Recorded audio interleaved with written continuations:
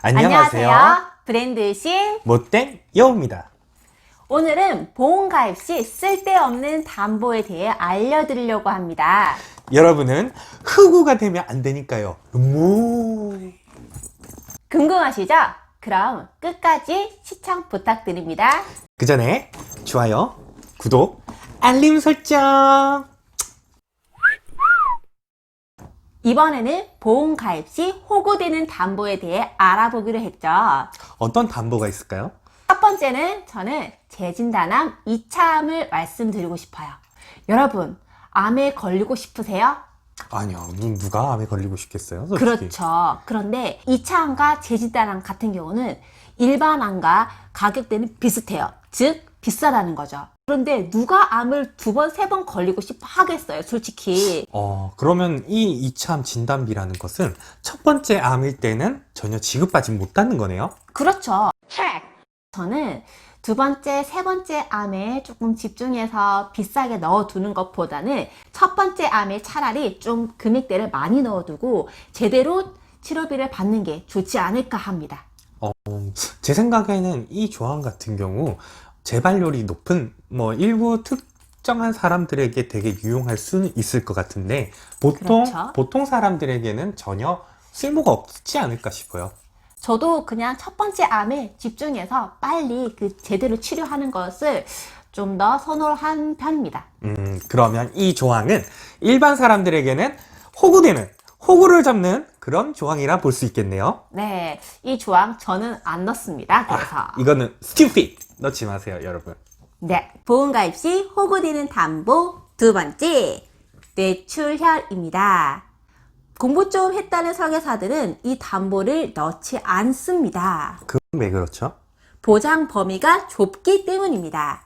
여러분, 이 뇌출혈이라는 담보는요, 뇌혈관이 터져서 발생하는 질환이에요. 그런데 터져서 발생하는 게 많을까요? 아니면 혈관이 좁아지거나 막혀서 발생하는 질환이 더욱 더 많을까요? 그러면 혈관이 막혀서 좁아지는 증상은 이름을 뭐라고 하나요? 뇌경색이라고 합니다. 실제 뇌경색 발생률이 뇌 관련 질환들 중에서 가장 높습니다. 절반 이상을 차지하고 있고요. 뇌출혈 같은 경우는 9% 정도밖에 되지가 않아요. 그러면 뇌졸중, 뇌경색, 그리고 뇌혈관 질환 이렇게 각각 말이 있던데요. 이 특약들은 각각 어떤 특약들인지 알려주실 수 있나요? 네, 물론입니다. 뇌출혈 같은 경우는 혈관이 터져서 발생하는 질환이라고 말씀을 드렸습니다.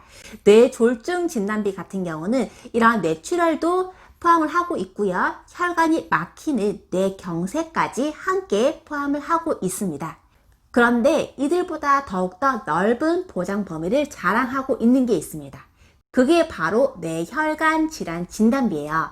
뇌출혈, 뇌졸중, 그 외에 보장하지 않는 질환들까지 보장해주는 게 바로 뇌혈관 질환 진단비입니다.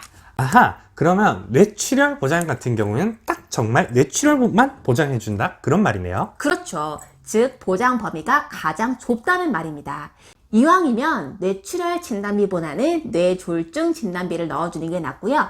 뇌졸중 진단비보다는 뇌혈관 질환 진단비를 넣어주는 게 조금 더 유익하겠죠. 그래서 뇌 관련 진단비 중에서 보장 범위가 가장 좁은 뇌출혈 진단비는 컷! 여러분, 뇌출혈 보장은 stupid하다. 보험가입 시 호구되는 담보 3번째, 80% 이상 후유장애입니다. 후유장애라고 하면 보통 사고나 아니면 또는 질병으로 인한 후유증 같은 그런 건가요? 네, 맞습니다. 질병 후유장애와 그리고 상해 후유장애 이렇게 2가지가 있습니다. 그런데 여러분, 80%의 후유장애는 다른 말로 고도 후유장애라고도 하는데요. 굉장히 받기 어려운 진단비라고 보시면 되겠습니다. 그럼 80% 이상이란 말은 어느 정도까지인 건가요? 거의 죽기 직전에 아주 심각한 그런 단계라고 보시면 되겠습니다. 굉장히 받기 어렵겠죠? 네. 그런데 여러분, 80% 이상 후유장애가 있고 3% 이상 후유장애가 있습니다.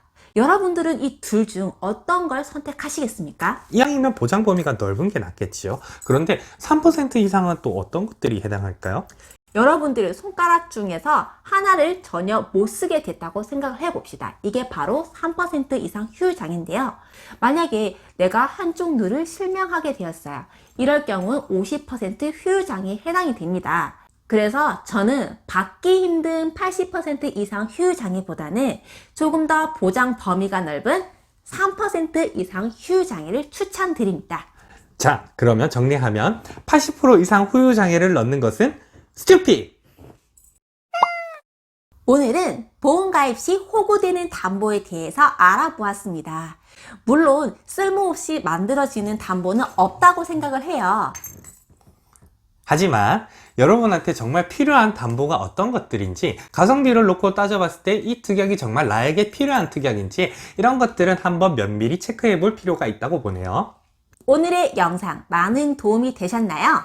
다음에도 조금 더 유익한 영상으로 찾아뵙도록 하겠습니다. 이상 브랜드 신과 못된 여우였습니다. 여러분, 호구되지 마세요. 음모. 감사합니다. 음모.